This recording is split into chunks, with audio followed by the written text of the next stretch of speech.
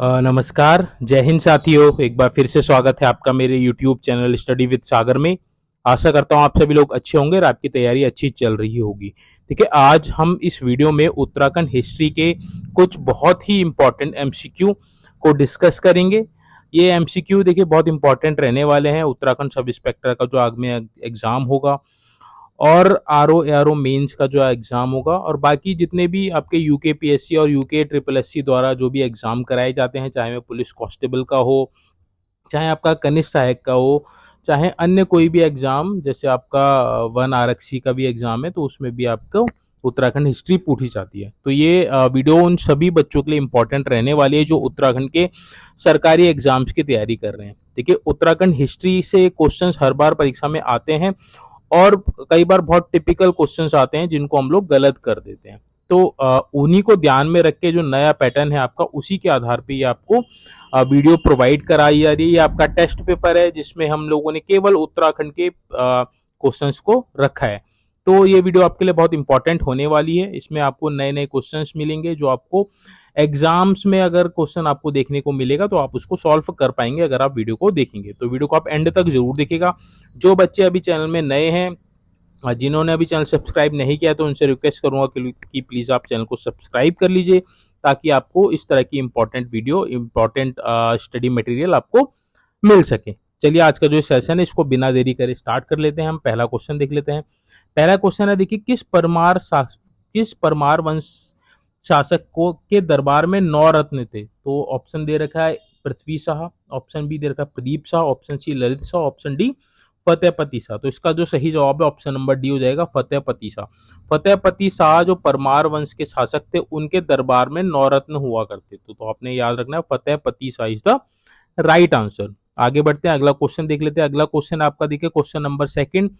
गढ़वाल के वीर सैनिक बलभद्र सिंह को ऑर्डर ऑफ मेरिट प्रदान किया गया। तो ऑर्डर ऑफ मेरिट प्रदान किया गया था किनको? वीर सैनिक बलभद्र सिंह जी को। कब किया गया था ये आपने बताना है। तो इसका जो सही जवाब है ऑप्शन नंबर बी हो जाएगा, 1878। 1878 में जो वीर सैनिक बलभद्र सिंह थे उनको ऑर्डर ऑफ मेरिट प्रदान किया गया था अंग्रेजों द्वारा। 1878 आपका सही जवाब हो जाएगा, option number B is the right answer. आगे बढ़ते हैं, अगला क्वेश्चन देख लेते हैं। अगला देखिए, थर्ड क्वेश्चन आपका, कुमाऊं कमिश्नर जिन्होंने बेगार प्रथा समाप्त की एवं उसके स्थान पर खच्चर सेना का निर्माण करवाया था। तो ये क्वेश्चन पहले भी परीक्षा में पूछा गया है। तो कौन से वो कुमाऊं कमिश्नर थे जिन्होंने बेगार प्रथा को समाप्त किया और उसके स्थान पर खच्चर सेना का निर्माण करवाया था? तो इसका जो सही जवाब है ऑप्शन नंबर बी हो जाएगा, विलियम ट्रेल। विलियम ट्रेल ने क्या किया? देखिए, बेगार प्रथा जो थी उसको समाप्त किया, उसके स्थान पर खच्चर सेना का निर्माण करवाया था। तो option number B is the right answer. ये क्वेश्चन ऑलरेडी पूछा गया है परीक्षा में, ठीक है, तो आपने ये याद रखना है, कई बार रिपीट होते हैं क्वेश्चन। अगला देखिए, इंपॉर्टेंट क्वेश्चन है, सरोल सभा उत्तराखंड क्षेत्र की प्रथम जाति आधारित संस्था थी। तो प्रथम जाति आधारित संस्था कौन थी? सरोल सभा थी। इसकी स्थापना कब हुई थी ये पूछा है। तो 1884 में इसकी स्थापना हुई थी, option number B is the right answer. Saroli Sabha की स्थापना कब हुई? 1884 में हुई थी। यह क्या थी? एक प्रथम जाति आधारित संस्था थी। तो option number B is the right answer, 1884 आपने याद रखना है, सरोल सभा। आगे बढ़ते हैं, अगला क्वेश्चन देख लेते हैं। फिफ्थ, टिहरी गढ़वाल में आधुनिक किसान आंदोलन का जन्मदाता कहा जाता है। तो टिहरी गढ़वाल में आधुनिक किसान आंदोलन का जन्मदाता किसे कहा जाता है? ऑप्शन ए दे रखा गोपाल सिंह राणा, ऑप्शन बी दे रखा भगवान सिंह बिष्ट, ऑप्शन सी दे रखा भरोसा राम, ऑप्शन डी दे रखा तारादत्त गैरोला। तो देखिए, टिहरी गढ़वाल में आधुनिक किसान आंदोलन का जन्मदाता किसे कहा जाता है? गोपाल सिंह राणा को कहा जाता है। गोपाल सिंह राणा को कहा जाता है क्या? आधुनिक किसान आंदोलन का जन्मदाता। तो ऑप्शन नंबर ए सही जवाब हो जाएगा, गोपाल सिंह राणा। आगे बढ़ते हैं, अगला क्वेश्चन देख लेते हैं। अगला इंपॉर्टेंट क्वेश्चन है आपका, देखिए, उत्तराखंड में प्रकाशित होने वाला हिंदी का यह पहला समाचार पत्र था। तो उत्तराखंड में प्रकाशित होने वाला पहला हिंदी समाचार पत्र कौन सा था ये आपने बताना है। ऑप्शन आपको दे रखा है समय विनोद, ऑप्शन बी दे रखा है उद्दंड मार्तंड, ऑप्शन सी दे रखा है अल्मोड़ा अखबार, ऑप्शन डी दे रखा है तरुण कुमाऊं। तो कौन सा है उत्तराखंड में प्रकाशित होने वाला हिंदी का पहला समाचार पत्र? वह है आपका समय विनोद। समय विनोद ये आपका हिंदी में था और उत्तराखंड का पहला हिंदी अखबार था? समय विनोद ऑप्शन नंबर ए सही जवाब हो जाएगा। नाम याद रखना है, इंपॉर्टेंट है, क्वेश्चन परीक्षा में पूछा जा सकता है। आगे बढ़ते हैं, अगला क्वेश्चन देख लेते हैं। अंग्रेज लेखकों ने किस कुमाऊं राजा की संज्ञा से विभूषित किया? तो अंग्रेज लेखकों ने किसे कुमाऊं का राजा संज्ञा से विभूषित किया था? तो इसका जो सही जवाब है ऑप्शन नंबर सी हो जाएगा, हेनरी रैमजे। हेनरी रैमजे को अंग्रेजों ने क्या बोला था? कुमाऊं का राजा। कुमाऊं का राजा, राइट आंसर क्या हो जाएगा? Henry Ramsay. नाम याद रखना है, कुमाऊं का राजा हेनरी रैमजे।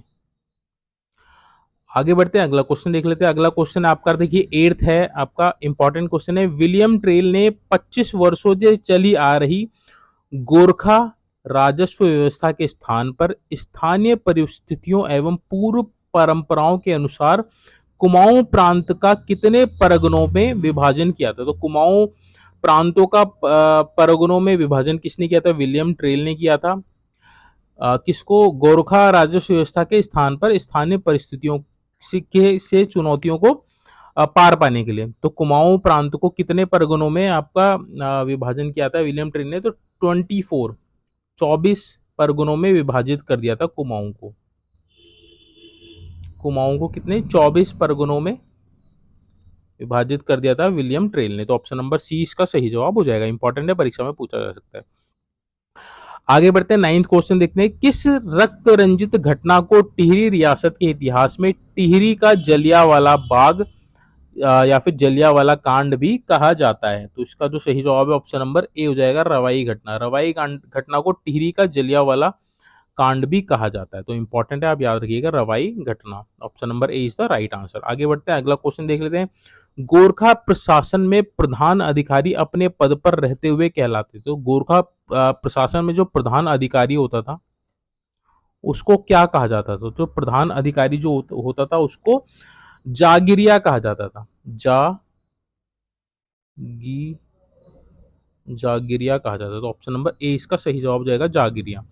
जागरिया किसको कहते थे? जो गोरखा प्रशासन था उसमें जो प्रधान अधिकारी होता था उसको जागरिया कहते थे। प्रशासन का प्रधान अधिकारी, ठीक है, प्रशासन जो होता है उसमें जो प्रधान अधिकारी होता था उसको जागरिया कहते थे। आगे बढ़ते हैं, अगला क्वेश्चन देख लेते हैं। अगला क्वेश्चन आपका देखिए 11th। युद्धों के अवसर पर प्रत्येक नौजवान से वसूले जाने वाला तत्कालीन करता। तो देखिए जब युद्ध हुआ करते थे तो उस समय नौजवानों से कर वसूला जाता था, उसको क्या कहा जाता था? उसको देखिए या सलामी कहा जाता था, तिमरी कहा जाता था, पगड़ी कहा जाता था, फिर मांगा कहा जाता था। तो इसका जो सही जवाब है ऑप्शन नंबर डी हो जाएगा, मांगा। युद्ध के समय जो नौजवान हुआ करते थे उनको देखिए युद्ध में शामिल होने के लिए उनसे कर वसूला जाता है, जिसको मांगा कहा जाता था। Option number D is the right answer. आगे बढ़ते हैं, अगला क्वेश्चन देख लेते हैं। अगला क्वेश्चन आपका देखिए क्वेश्चन नंबर 12। 1796 ईस्वी में श्रीनगर यात्रा पर पहुंचे हार्डविक ने गणराज्य में किसका शासन पाया? तो देखिए 1796 में श्रीनगर जो आपका पौड़ी गढ़वाल में है उसकी यात्रा पर जो हार्डविक आए थे, हार्डविक ने देखा कि उस समय श्रीनगर पे किसका शासन था? तो उस समय प्रद्युमन शाह का शासन था श्रीनगर पे। ऑप्शन नंबर ए इसमें सही जवाब हो जाएगा। जब हार्डविक आए थे तो हार्डविक जब श्रीनगर आए, श्रीनगर जो आपका गढ़वाल में पड़ता है, श्रीनगर आए तो उस समय वहां किसका शासन काल था? तो प्रद्युमन शाह का था। तो ये परीक्षा में पूछा जा सकता है, तो आपने यहाँ नाम लिखना है, प्रद्युमन शाह का शासनकाल था 1796 में श्रीनगर में जब हार्डविक आए थे। आगे बढ़ते हैं, अगला क्वेश्चन देख लेते हैं। अगला क्वेश्चन आपका देखिए क्वेश्चन नंबर 13। ऐतिहासिक संग्रह गढ़वाल राजा वंशवाली की हस्तलिखित पांडुलिपि के लेखक कौन है? तो गढ़वाल राजा वंशावली के लेखक कौन है, ये आपसे पूछा है। इसमें देखिए ऑप्शन ए दे रखा है आपको कवि मौलाराम, ऑप्शन बी दे रखा कवि देवराज, ऑप्शन सी दे रखा कवि शांति भट्ट, ऑप्शन डी दे रखा कवि भजन सिंह। तो इसमें सही जवाब क्या है? ऑप्शन नंबर बी हो जाएगा, कविराज। तो आपकी जो गढ़वाल राजा वंशावली है, ये जो पांडुलिपि है इसके लेखक कौन है? देवराज है, कवि देवराज है। तो आपने नाम याद रखना है, गढ़वाल राजा वंशावली के लेखक कौन है? आपके कवि देवराज है। ऑप्शन नंबर 20 का सही जवाब हो जाएगा। आगे बढ़ते हैं, अगला क्वेश्चन देख लेते हैं। अगला क्वेश्चन है देखिए, समस्त गढ़ों को जीतने वाला राजा अजयपाल को गढ़पाल कहकर संबोधित किया था। तो गढ़पाल संबोधित कहकर किसने संबोधित किया था अजयपाल को? देखिए अजयपाल ने समस्त गढ़ों को जीता था। ठीक है, जो 52 गढ़ थे उनको अजयपाल ने जीता था, तो उनको गढ़पाल कहा गया था। तो किसके द्वारा कहा गया था ये आपसे पूछा है। ऑप्शन ए दे रखा है राय बहादुर पातीराम, ऑप्शन बी दे रखा है बालकृष्ण शांति भट्ट, ऑप्शन सी दे रखा है कवि मौलाराम, ऑप्शन डी दे रखा है प्रोफेसर मदन चंद्र ने। तो इसका जो सही जवाब है ऑप्शन नंबर ए हो जाएगा, राय बहादुर पातीराम। राय बहादुर पातीराम ने अजयपाल को गढ़पाल कहकर संबोधित किया था, क्योंकि उन्होंने समस्त गढ़ जितने भी 52 गढ़ थे उन सभी 52 गढ़ों को जीता था अजयपाल ने, राजा अजयपाल ने, इसलिए उनको गढ़पाल कहकर संबोधित किया था राय बहादुर पातीराम ने। Option number A is the right answer. आगे बढ़ते हैं, अगला क्वेश्चन देख लेते हैं। अगला क्वेश्चन देखिए, 15वां मुगल सम्राट अकबर के समकालीन थे, तो अकबर के समकालीन कौन थे आपको इनमें से बताना है। सहजपाल थे, राजपाल थे, देवपाल थे, या फिर अजयपाल थे। तो उसका जो सही जवाब है ऑप्शन नंबर ए हो जाएगा, Sahajpal. Option number A Sahajpal आपका सही जवाब हो जाएगा। सहजपाल जो थे वे अकबर के समकालीन थे, तो option number A is the right answer, आपने याद रखना है। आगे बढ़ते हैं, अगला क्वेश्चन ये भी इंपॉर्टेंट है। वह पहला चंद राजा जो स्वयं दिल्ली फिरोज शाह तुगलक के दरबार, दिल्ली में जो फिरोज शाह तुगलक का जो दरबार था उसमें नजराना देने गए थे स्वयं, कौन से वो चंद राजा थे आपको ये बताना। ऑप्शन ए दे रखा है ज्ञानचंद, ऑप्शन बी दे रखा है रुद्रचंद, ऑप्शन सी दे रखा है भारती चंद्र, ऑप्शन डी दे रखा है विक्रम चंद। तो कौन से वह चंद राजा थे जो दिल्ली में फिरोज शाह तुगलक के दरबार में नजराना देने स्वयं पहुंच गए? तो कौन थे वो? ज्ञानचंद थे। Option A is the right answer, Gyanchand. Gyanchand गए थे आपके दिल्ली में फिरोज शाह तुगलक के दरबार में।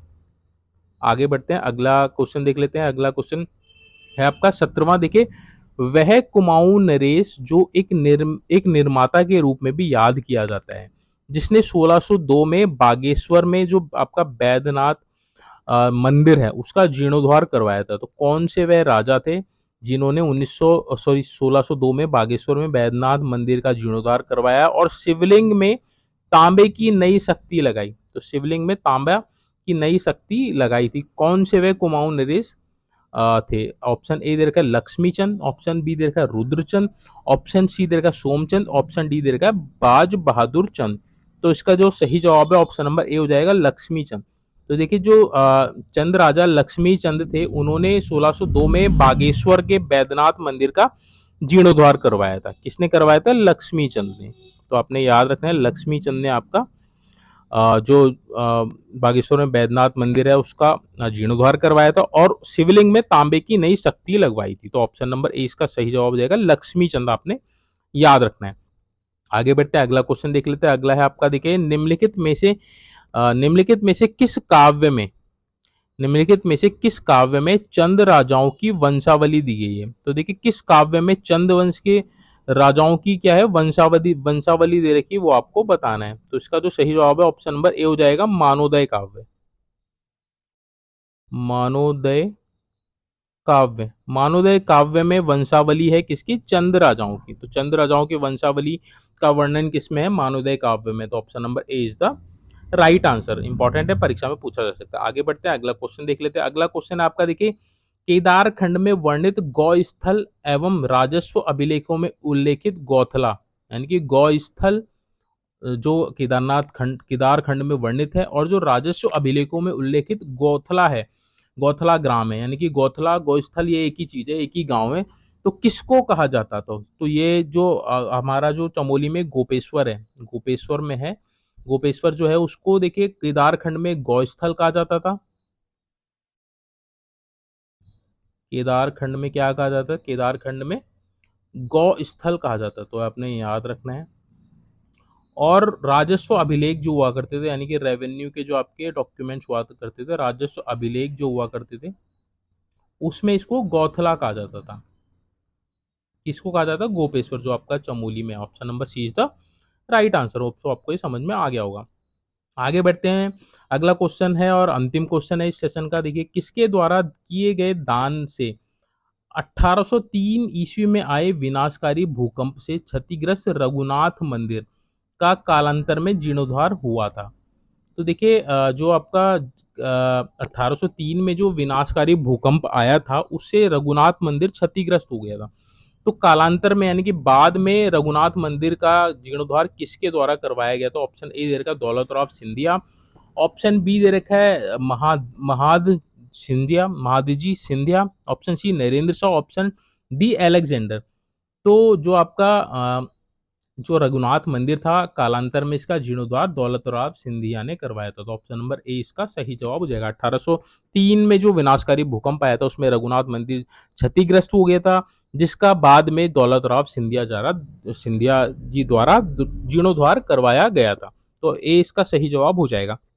तो देखिए ये थी आपकी आ, उत्तराखंड हिस्ट्री के इंपॉर्टेंट एमसीक्यू जो परीक्षाओं में पूछे जाने के बहुत ज़्यादा चांसेस हैं। तो आप इनको ज़रूर रिवाइज कर लीजिएगा, आप इनको नोट डाउन भी कर लीजिएगा ताकि आपके नोट्स बन जाएं। इनको आप रिवाइज कीजिएगा, क्योंकि देखिए कई बार क्वेश्चन हम पढ़ते हैं बट हमको आता भी है, बट हम जब क्वेश्चन उस परीक्षा में जब बैठते हैं तो हम कन्फ्यूजन क्रिएट हो जाता है और हम क्वेश्चन को गलत कर देते हैं। तो इनका आप रिवीजन जितने ज़्यादा से ज़्यादा करेंगे तो उतना ही चांसेस होगा कि आप क्वेश्चन को गलत ना करें। ठीक है, तो इसलिए आप इसके नोट्स बना लीजिए। अगर इसकी पीडीएफ अगर आपको चाहिए तो टेलीग्राम चैनल आप ज्वाइन कर लीजिए। टेलीग्राम चैनल में आपको मैं पर्सनली इसको आपको प्रोवाइड करा दूंगा। आप मैसेज कर दीजिएगा, मैं आप इसको ये जो पीडीएफ है आपको प्रोवाइड करवा दूंगा। तो आप इसका प्रिंट आउट रख लीजिएगा या फिर आप अपने पास इसको सेव करके रख लीजिएगा ताकि आपको रिवीजन में ईजी हो जाए। ठीक है, इस तरह की देखिए और भी वीडियोस आपको अभी प्रोवाइड कराई जाएंगी। आपका अभी देखिए सब इंस्पेक्टर का एग्ज़ाम होगा दिसंबर में। जिन जिन बच्चों ने फिजिकल क्वालिफाई कर लिया तो अब आपका पूरा जो कंसंट्रेशन है वो आपका रिटन एग्जामिनेशन में होना चाहिए, क्योंकि फाइनल मेरिट आपकी रिटन एग्जाम के मार्क्स के आधार पे ही बनेगी। तो आपको देखिए उससे पहले कई सारे लेक्चर आपको प्रोवाइड करवाए जाएंगे। तो आप चैनल से जुड़ जाइएगा अगर आपने चैनल सब्सक्राइब नहीं किया है। अगर आपका कोई डाउट है तो आपसे रिक्वेस्ट है कि कमेंट बॉक्स में आप मेंशन कीजिएगा, मैं आपका जो भी डाउट होगा उसको क्लियर करने की कोशिश करूंगा। और बताइएगा कि आपको वीडियो कैसी लगी, और इस तरह की और भी अगर आपको लेक्चर चाहिए तो कमेंट बॉक्स में आप मेंशन जरूर कीजिएगा। मैं आपको और भी लेक्चर इसके प्रोवाइड करवाऊंगा, और भी क्लासेस वीडियो के माध्यम से आपको करवा दी जाएंगी, क्योंकि अभी तो ये शुरुआत है। अभी और भी क्वेश्चंस आपको एमसीक्यू के माध्यम से करवाए जाएंगे और पहले भी करवाए गए हैं। तो आप उन वीडियोस को भी देख लीजिएगा और जो आगे वीडियोस आएंगी उनको भी देखिएगा। चलिए आज का जो सेशन है इसको यहीं पे हम लोग वाइंड अप करते हैं। जल्दी मिलेंगे नेक्स्ट वीडियो के साथ। तब तक आप अपनी तैयारी को कंटिन्यू रखिए, कंसिस्टेंसी बनाए रखिए, और जितने ज़्यादा से ज़्यादा क्वेश्चन सॉल्व कर सकते हैं उतने ज़्यादा से ज़्यादा क्वेश्चन सॉल्व करके जाएं, ताकि आपका कॉन्फिडेंस हाई रहे और पेपर में आप अच्छा स्कोर कर पाएँ, जिससे आपके सिलेक्शन के चांसेस बढ़ जाएंगे। चलिए इस वीडियो को हम यहीं पे हम एंड करते हैं। Thank you so much for watching this video.